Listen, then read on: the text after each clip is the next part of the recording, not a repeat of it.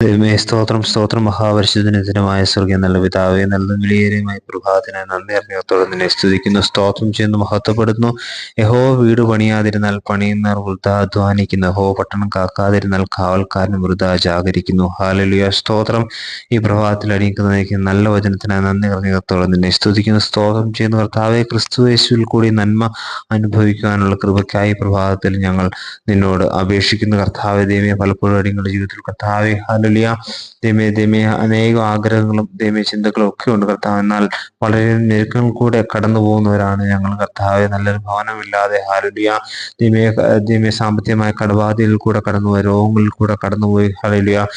ഈ ലോകത്തിൽ ഭൗതിക ലോകത്തിൽ ആശിക്കാൻ ഒന്നുമില്ലാതെ ഹല്ലേലൂയ വളരെയധികം ഭാരപ്പെട്ടു. എന്നാൽ ഭൗതിക ലോകത്തിൽ ജീവിക്കുമ്പോൾ ഞങ്ങൾക്ക് സൗഖ്യവും ഭവനവും ഹല്ലേലൂയ ജീവിക്കാൻ ആവശ്യമായ സമ്പത്തൊക്കെ ആവശ്യമെന്ന് എൻ്റെ ദൈവം അറിയുന്നല്ലോ. ഹല്ലേലൂയ.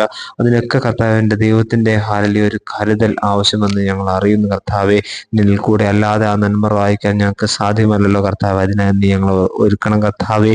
നീയാണ് ഞങ്ങളുടെ സമ്പത്ത്. ഹല്ലേലൂയ. നീയാണ് ഞങ്ങൾക്ക് ഉള്ള സമ്പത്ത്. ഹല്ലേലൂയ. നീ അല്ലാതെ ഭൂവിൽ ഞങ്ങൾക്ക് ആഗ്രഹിപ്പാൻ ഒന്നുമില്ല. ഹല്ലേലൂയ. സ്തോത്രം. അതിനായി ഞങ്ങൾ ഒരുക്കണം, മഹത്വം കൊടുക്കണം. യേശു ക്രിസ്തുവിന്റെ നാമത്തിൽ ആമേൻ.